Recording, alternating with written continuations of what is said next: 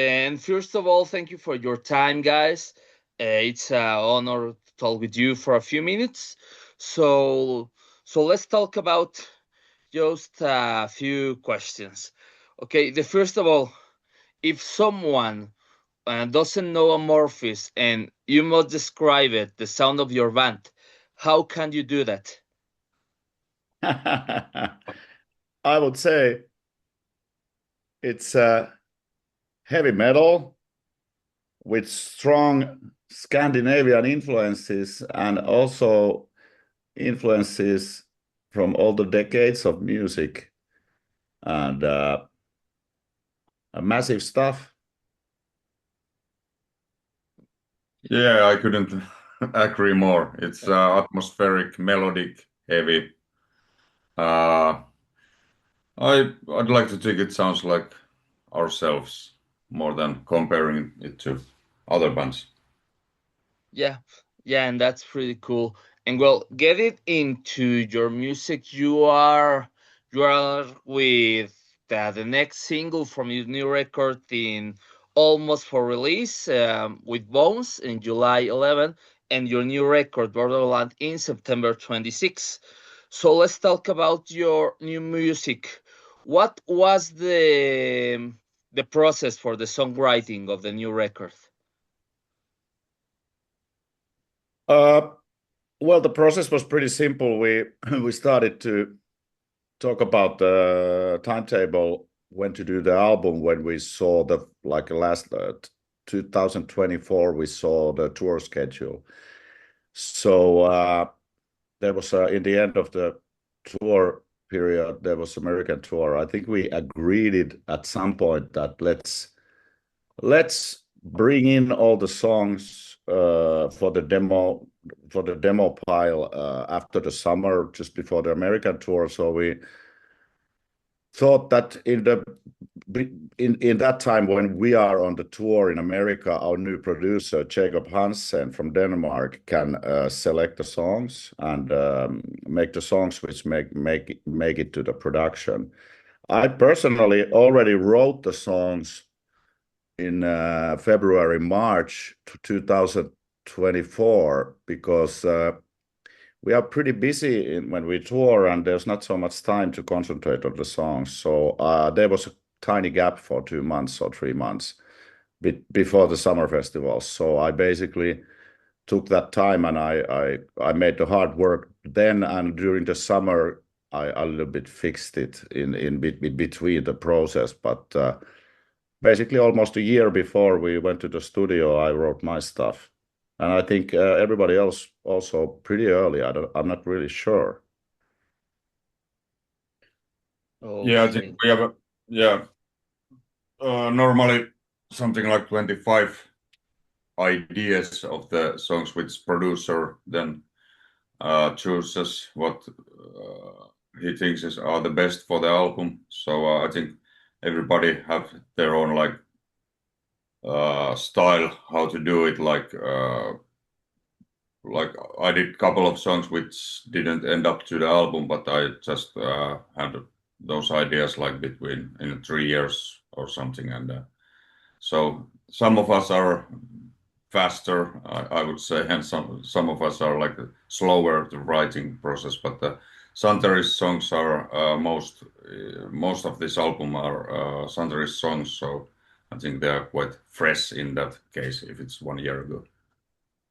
Yeah, yeah, and that's right. And like that's cool. And what you say, you are working with Jacob Hansen. It's a new it's a new way to record your music. So what was the work with Jacob? What can you feel it about this new process? Well, comparing to Jens, it was pretty easy, but because Jens is very strict and demanding in a way, like he's very taking very like small things, and it have to be perfect, and so we were kind of used to get ass whipped in a way, and so I think we were prepared, do that, and when Jacob was much more relaxed as like his style of producing. so he didn't actually do that much. He was more like you do your job. But I think because of working with Jens earlier, we already had it like we were prepared much more. So I would say that's the one difference.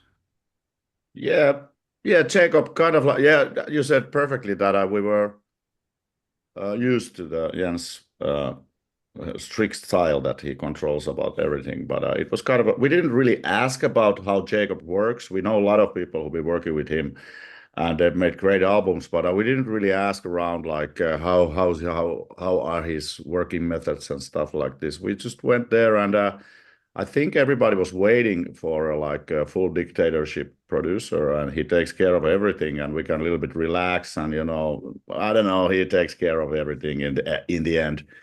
But actually, it was kind of a surprise when we went there and we were asking like all these things, what he want to change or whatever he wants to do, and how's it like to work. And he pretty much said like, between the lines, he said like, I'm not going to do the music, guys. You have to do the music, and I take care of the overall picture and make a big sound. And I only come in when there's something to really have to be pointed out or changed. So it was very interesting for us because we got to use 3 albums for the NC style. But on the other hand, we produced ourselves and recorded Eclipse, Skyforger, Silent Waters, and Beginning of Times. So eventually, I think it's more like Borderland is more like a band album. Band has really made all the decisions and most of the decisions and all the arrangements are from the band or from the composer who composed the songs. So for me, Borderland sounds like kind of like a band album with a world famous producer who made it sound enormously good and I think it sounds organic and fresh. Freshness maybe because the songs came a little bit later in the process, but at least organic because not every tiny detail is like really under control. It sounds like more, for me. It sounds more like a band album with the high quality production. Yeah. Yeah, that's right. And we can see references with Light and Shadow, who was the first single, and we'll see in the next days with Bones. So, how can you? The better question is, what can you say about the sound of Borderland of the fans? What we must expect evolution of the Amorphis sound for the new record? I think there's always evolution, but it comes from like naturally from the past albums we have done, because I think we all normally, when we have done the new album and we tour like 2-3 years after that, and of course after that you get some kind of like vision. Maybe we're not talk about it. We don't have to talk about it, I think, but I think we have get some kind of vision which kind of stuff we maybe should go or something. And I think it was same with this album. So it's just, I would like to say it's just natural progression, evolution, but also that we have learned like last album that we don't want it to be like too complicated. I don't know if that's the right word, but we wanted to do something like fresh and band oriented and like stuff which we love to play live and things like this. Yeah, I think Borderlands sounds pretty much as Amorphis is. There's not so much extra stuff. There's not so many like what we used to have in Queen of Time and Halo, that there's like a top layer of orchestrations and choirs and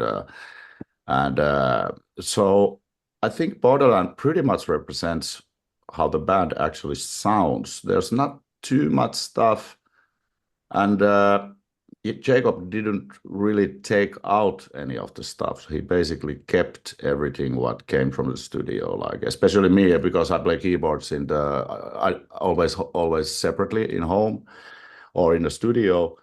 With a couple of albums, what had happened is that sometimes there's a lot of keyboards taken away to make it sound more metal and stuff. In Borderland, actually, there there are a lot of keyboards. I'm not sure are they audible for the fans, but at least for me they are because I know how I played them. But obviously, Borderland is much more melodic, and I think the composing process went like everybody. We didn't talk about it at all. We didn't have any discussions like how the new album should sound between the band. But when I started to compose the songs for the album, they instantly turned out to be more melodic than the Halo. I don't know why, but maybe because Halo was more guitar riff oriented, progressive, very metal album. Maybe as metal as Amorphis at this point can be. But then I started to hear other guys' songs in Google Drive where we were dropping the demos, and it was pretty clear instantly that we have some sort of an unconscious mutual desire to bring back the strong melodies, and the composing starting point was more like a melodic driven instead of proggy guitar riff driven. So that probably makes it very fresh for the fans and something surprising, because it's definitely not the Halo Part 2. It's some sort of a new era for the band, because we changed the producer, took a risk, and took a leap to the unknown. And let's hope it pays off, because I really haven't heard any feedback from the album. I haven't played it to anybody, and only all the feedback you hear is from the record label and from the management. But from that direction, the feedback has been always the same. If I remember 30 years, they're always happy and oh, it sounds so great. But I don't really care about that.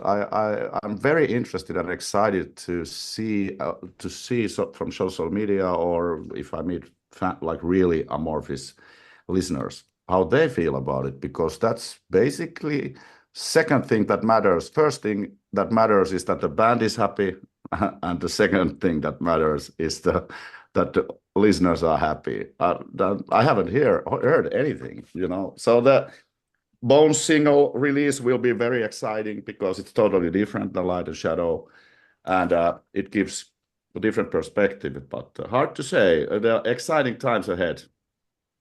Yeah, that's right. And you can see with their comments in your social media, Light and Shadow have a nice reception. So, and all the expectation and the hypes of the new single Bones, it's pretty high, and I guess I'm gonna see a good new song.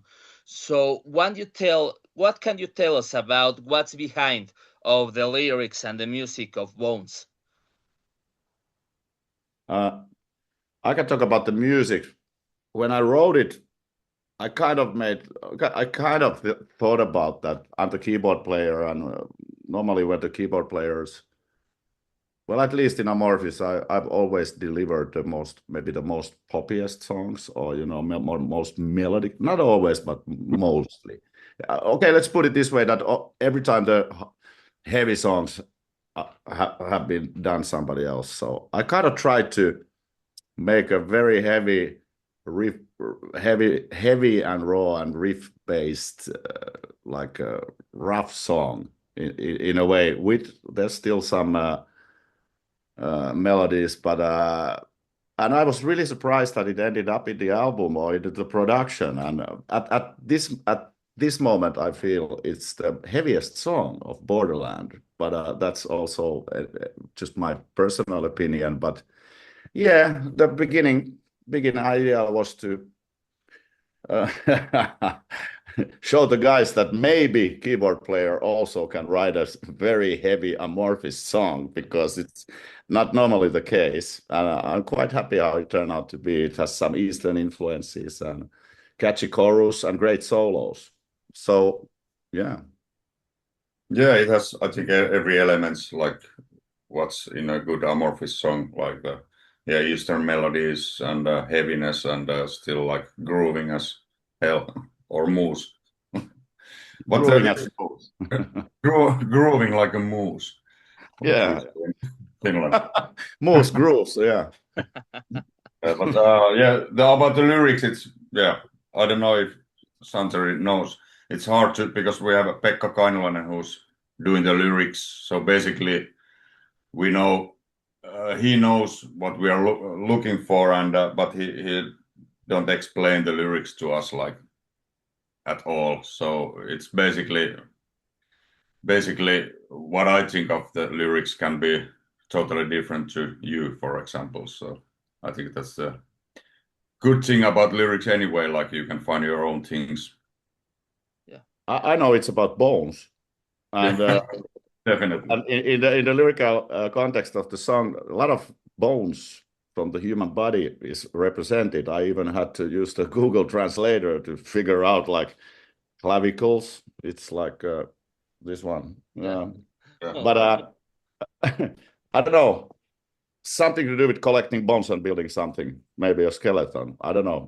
You have to check it out. I haven't really paid attention for that particular song lyrics, but I ran them through a couple of times to be able to say something. But about this song, I can't really say anything except it's definitely about bones. That's pretty good description, and I only have a few days to describe it to see what's all about. Yes, it's out Friday or Thursday. Yeah, it's coming very soon. Yeah. Yes, and the days are going pretty fast, so it's not gonna take too long. So now talk about another part important in Amorphis, which is the live shows, because between the records you have one or maybe two live records. So can you tell us this is intentional, maybe doing live records between the all your records, or you have a purpose to make the release of these live DVDs, live videos, live music?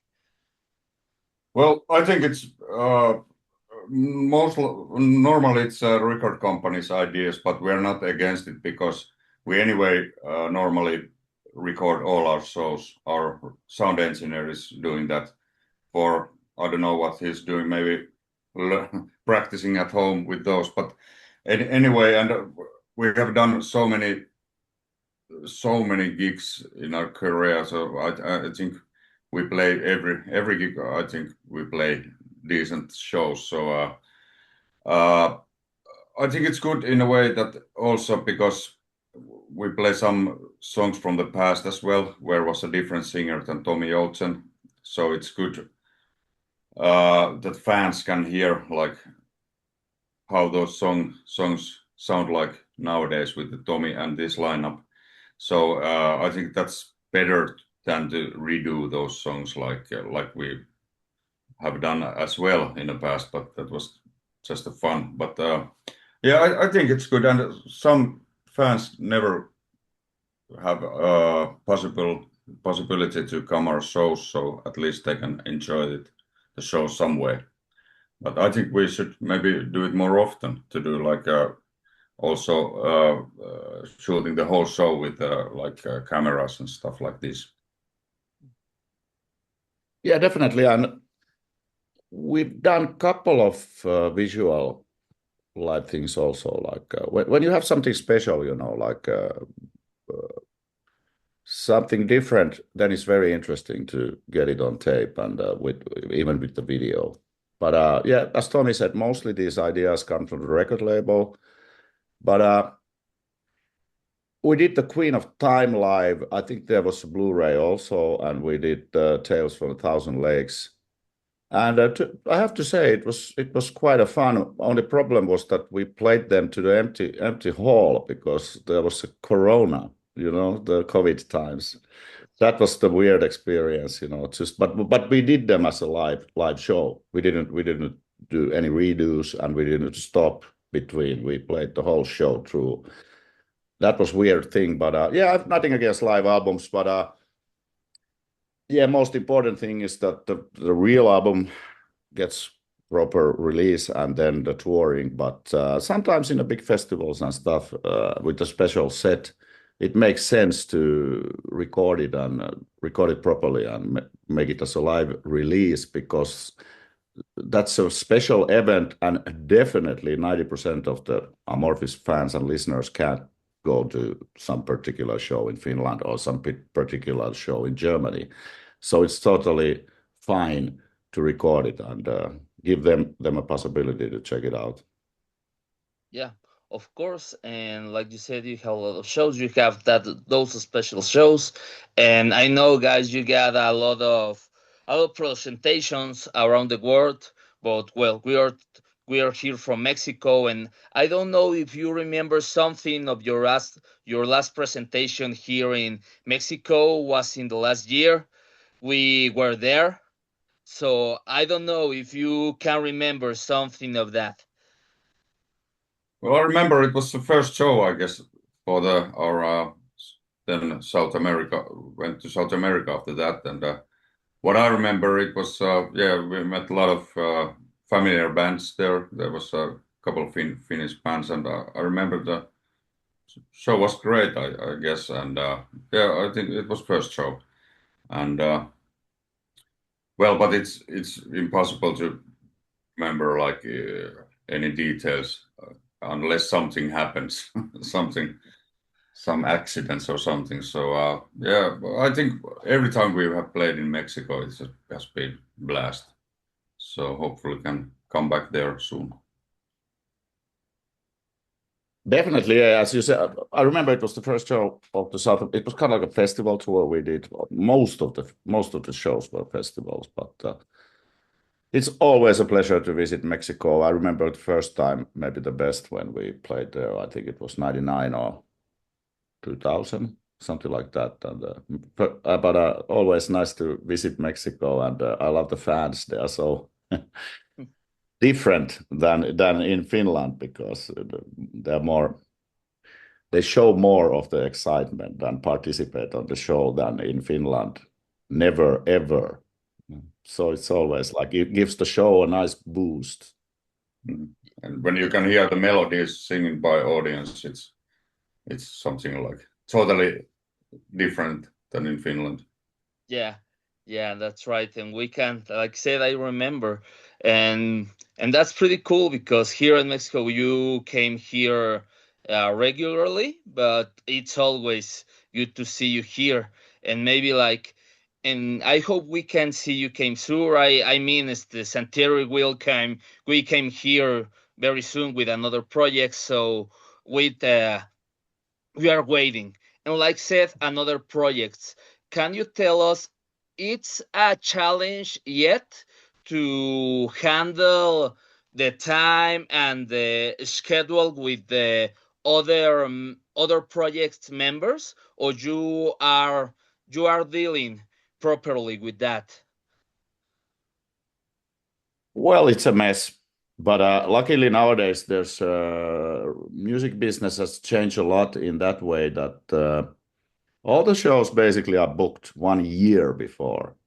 So it helps a lot, for everybody with the project. So, like it's so much in advance. In the 90s, there was a show like somebody calls you, like, can you play a show? And in 2 weeks you are there. But no, it doesn't happen. I think 1 year is a good example that it helps. And also internet tools, you have some sort of a Google sheet where everybody can drop off their blocks and allowances, like where they're available. So I don't see a problem there. And it's quite obvious when Amorphis releases a new album, the next year will be prioritized for Amorphis, obviously. And but of course, there's a lot of free time. We are all been doing this for 30 years, and we can't tour all the time. People have families and stuff, and we don't want anybody to get burned out or get fed up for the stuff. So we don't tour that much like we used to do when we were in 30s. I would say Amorphis does maybe 100 shows a year, couple of traveling days on top. So there's still 200 more days off in a year, free time. It's all about coordination. It's horrible, but it's doable. Okay. Okay, and that's pretty interesting. But that's going to my next question. It's a bit personal, but it's pretty interesting. The question I got. So, what means music in your life of both of you? Well, of course, it's like music, and of course Amorphis, it's like a third hand or something. It's like in me, because when we started we were pretty young, so I've been in this band like all my adult age, so I really couldn't like think anything else what I could do or life without Amorphis. So it's there, but it's also same time I don't feel it's like it's I know that it's up to us if we want to keep doing this for a longer time. It's not just obvious like, okay, we can just like do this by left hand or something. So or that's I've been trying to like figure out what would I be like without being musician, but I still haven't. So it's like I really cannot think anything else life path. But I think I was, and we were lucky to have it, and that we succeed some way. So it's not obvious to all the bands which are there in the rehearsal places. So it's a big part of my life, the music itself. Yeah, I don't know. It's very hard to analyze it. Like to make it short, when I was a kid, it was a dream, to you set up a bands and you work your asses off, and you can't believe that it would ever lead to anything, and listen to your favorite bands like Iron Maiden and AC/DC, Metallica and stuff. And suddenly, after years and years, the wheels start rolling. But now to look it as a Paul's perspective, yeah, it's definitely a blessing to be able to do this, and able to tour around the world, and I truly appreciate it, and it has been a big sacrifice. You have to sacrifice basically not everything, but any other kind of a career in your life. If you would like to be passionate about some real job or shit like that, you have to sacrifice and just decide like you want to be a musician. I never had that problem that I would hesitate. Well, I hesitated when I was young because there was no money with the band. It was more like just fun and drinking beer and doing some shows. But you have to sacrifice, and that's the biggest sacrifice personally what I've done in life. But I'm totally happy because it's still fun. It's very artistic that nobody else does the music for you. You have to be part of it and you have to make it. So it's challenging, but it's very rewarding, to go to the stage anywhere in the world and see the people's reactions and be able to play it with good friends like we are in Amorphis. And I still love to play the shows, and it wouldn't make any sense if you don't enjoy going to the stage. But at the moment, I never felt like it's not fun. It's just as fun it was in the 20s. Only the resources are better. The show stages are better, and you have employees who build up your gear and stuff. And the most important, you don't have to carry your own stuff. That's kind of a blessing.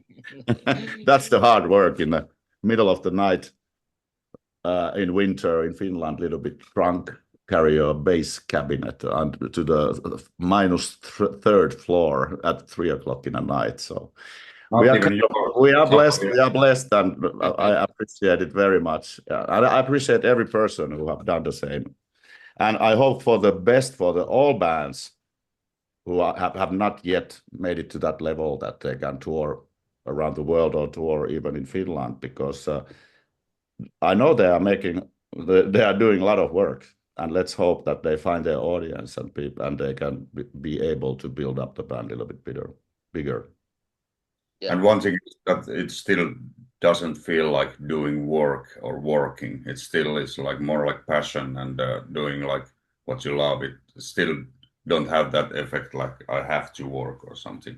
Because when we get to that point that it feels too much like work, even I don't say it's not of course it's heavy as shit sometimes, the traveling and things, but it's still worth of every minute. We have some jokes when we are in a backstage waiting for the show, and somebody says the show starts at okay, it's time to go to work, but it's more like fun performance.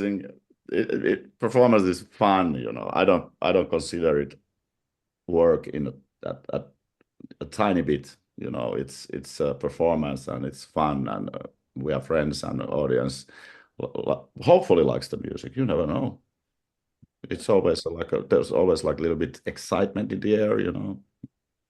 Yeah, that's right, and that's pretty cool. Well, we are almost ending the interview, guys. Just a few more questions, really pretty quick. First of all, what can you say, all the fans? One last message, something else to add to the conversation about the new record of the touring. What can you say to the fans? We are waiting, see you live and hear your new music. I would like to say, check out the new Borderland album by Amorphis. It's something new to the table. It's a little bit different. We took new dimensions to the music. We tried to sound like a fresh new band, even though we've been here for 35 years, and this was the 15th album. But we really put effort to the album, so we'd appreciate if you check it out. And if we ever make it to Mexico, please come to the shows and enjoy the ride with us. Yeah, hopefully we come to Mexico very, very soon and see you all. Of course, and we can see you there. And one last question, pretty quick. One of the hot topics on the metal world right now is the goodbye to Black Sabbath and Ozzy Osbourne, which was a few days. First of all, what do you think about that? And second of all, that's really at an end of an era. There's something that's changing in the metal world, the way to hear music and see your artist from those early days. Well, first comes to my mind that exactly nine years ago in this date, we were supporting Black Sabbath in Helsinki, which was the last tour, and it's still like 9 years later when they actually quits the band. But I don't know if Black Sabbath was that active. I think they have done their part. Like it's one of the basic stones in heavy metal music. So it's a miracle that they still did the last years, that they still managed to do shows, and Ozzy is a legend. So well, huge respect. I was actually last night seeing Guns N' Roses, and I think the best song they played, it was a Black Sabbath song cover. But yeah, great band, Black Sabbath. Yeah, legends, pioneers. I think they invented heavy metal or hard rock, whatever you want to call it. And huge respect that they still keep on going. Yeah, it was the final tour where we were supporting, and I think that was supposed to be the last, but keep on going. I'm not against it, There was stadium full of people, come on, People enjoy it, but I understand if you just get too old, it may not be possible, but let's hope for the best. And I've no opinion about that are they going to do more, but if they are, it's totally fine. It's just music. Don't take it too seriously, and don't go to politics. Just do what you want, and audience will come. They are legends. I don't mind if they do another comeback in 5 years. I may go to see.